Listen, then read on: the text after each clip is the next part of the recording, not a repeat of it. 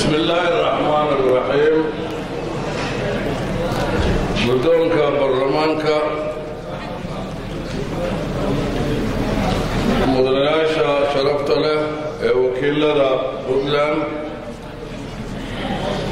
guddiga doorashooyinka heer qaran iyo heer Puntland dhammaan musharaxiinta ugu horeeya madaxweynihii hore ee Puntland iyo dhammaan martishaar ka soo qayb gashaba assalaamu calaykum waraxmatullaahi wabarakaatuh.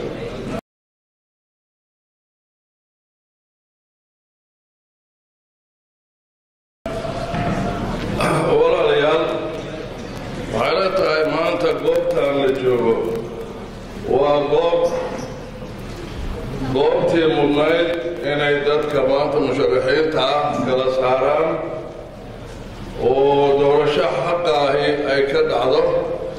taas waa heer aynu gaaray oo horumara marka ugu horeysa. marka labaad qaran waynu ahayn burbur baa dhacay.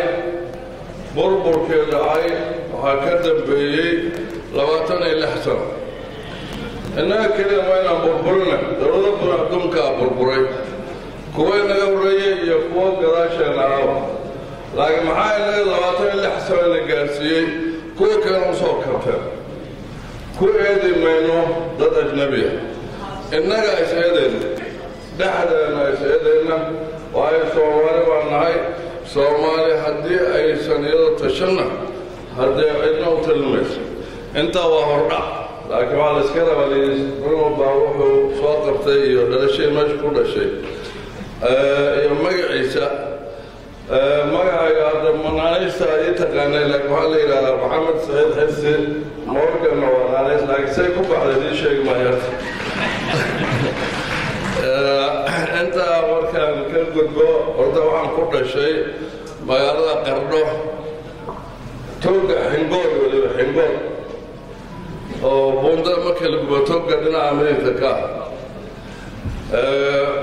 waxaan dhashay dadku dada hadday joogaan inay da'da sheega waa qariyaan, laakiin waa sheegayaa 1949 baan dhashay. waxaan dugsiga hoose aan ka dhigtay magaalada Boosaaso.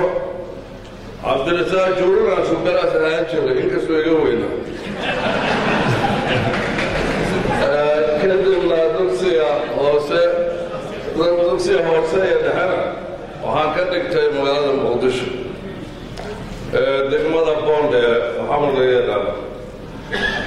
kadib waxaan ku biiray ciidamada 1967. waxaan maloo diray waxbarasho sarkaalnimo dalka Ruushka. halkaas waan 3 sano aanu ku soo qaadanay waxbarasheedna loo diray. kadibna dalkaan ku soo noqonnay. waxaan la kulannay dowladdii markaas gacaanka 4 sano jiro dhashay yaan ku soo beeganay. halkaasaan baan kala jaan qaadnay saraakiishii markaa yarayd oo dalka Ruushka ka soo noqotay baan ahayn.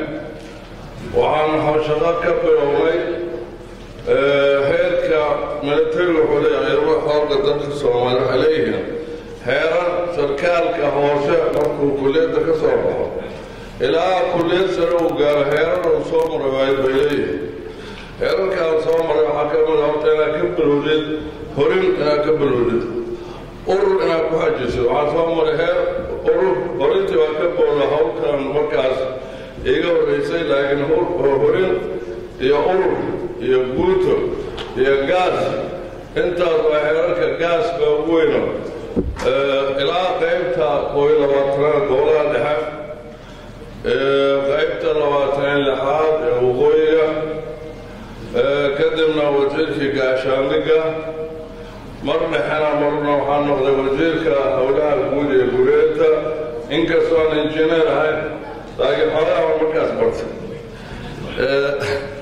intaa kadib waa waxbarasho waxa weeye xilkaan soo qabtay.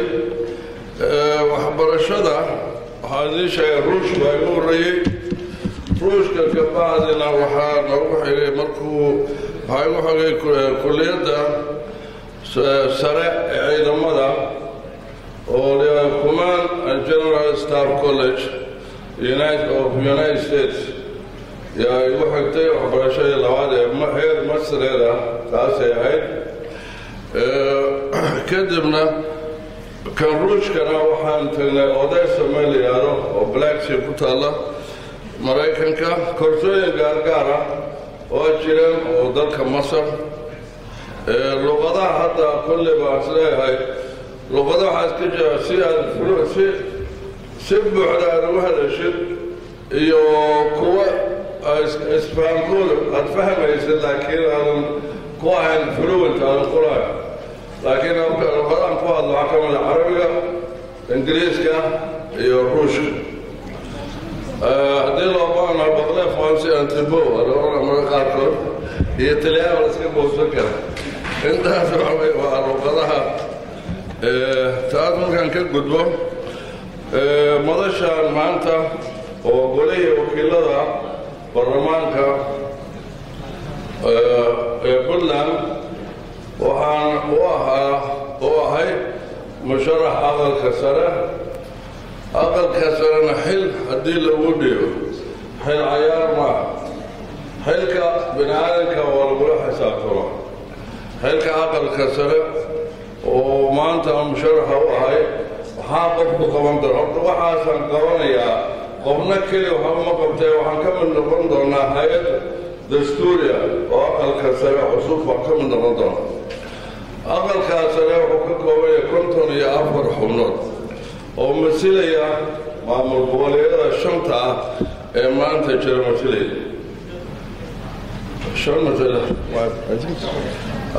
marka dee haddii la isu tago waxa weeye waxay noqonaysaa maxaa dalka dan u ah maxaa maamulada dan u ah horta waa dalkii wataana 26 sano maxaa ka dambeeyey waa inay shaqada dowladdu ay leedahay priority mudnaansho kala leedahay dalka Soomaaliya maanta wuxuu u baahan yahay waxa weeye waa nabad ayuu u baahan yahay maalinta dagaal raqiis ah haddii laga soo gudbo dagaalkii sokeeye dagaal aan macno lahayn in lagu jiro oo lagu habsaamo waxaa ka fiicnaa dantanada garano marka Soomaaliya danteeda garato oo waxay u garanaysaa waxa weeye inay ku xisaabtanto 26 sano wiilkii dhashay 26 sano jira waqtiga 19 marka wiilkaas maanta dibadda ku nool maxaa ku dhici kara kuwa maalin walba dowladda baa laga rabaa dowladda dhismaysa waxaa la xisaabtamayaa waa aqalka sare waa baarlamaan maaha dowlad baa tahay dowlad waxba qabanayn in loo codeeyo ama la dabagalo maaha waa runta loo sheegaa waanaysan dhicinin mooshin baan keenay mooshinkiina beesaa burburisa haddii mooshin la keeno mooshin dhab ha noqdo haddii kaleet waxay noqonaysaa inaanu jugjug meeshaada joog in la iska ahaado waxaa way aqalka sare mas-uuliyaddiisu waxaa weeye dee rag culus baa halkaa musharaxiina madaxweyne hore Puntland ka mid yahay waayaaraga rag badan oo soo shaqeeyay hadda intaan dhegaysanayna xeer badan soo qabtay ama aqoon badan leh waxaa leenahay ciddaa xulinaysaan ha noqdeen qof masili kara ummadda Puntland iyo ummadda Soomaaliyeed waa Puntland iyo Soomaalida nafteeda Soomaalida aqal Soomaaliyeed inuu xuquuqda Puntland la difaaco xaqa Soomaaliyeed la difaaco oona u adkaysan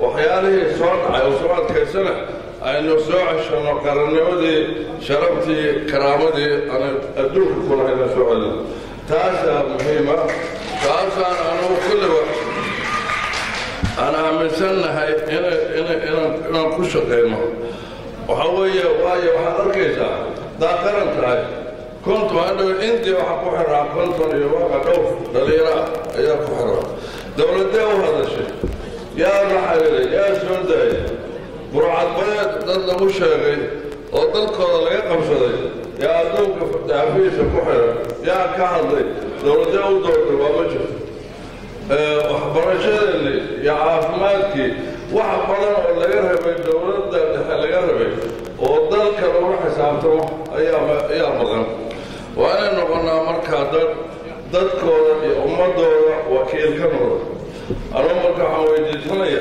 xildhibaanada shababka waxaan weydiisanaya in ay aqalkaas ugu tartamayo inay ii doortaan xilkaasna aan ka soo bixi karo ayaa rajeynaya waxaan rajeynayaa hawshaas mas-uuliyadda kuwii ka soo baxa dhammaantana inta soo baxda ee ku guulaysata inaan noqno dad isku duuban oo aan kala dhuuman oo aan waddo kala marin ee midnimada soo adaadeena inaan mar wada maro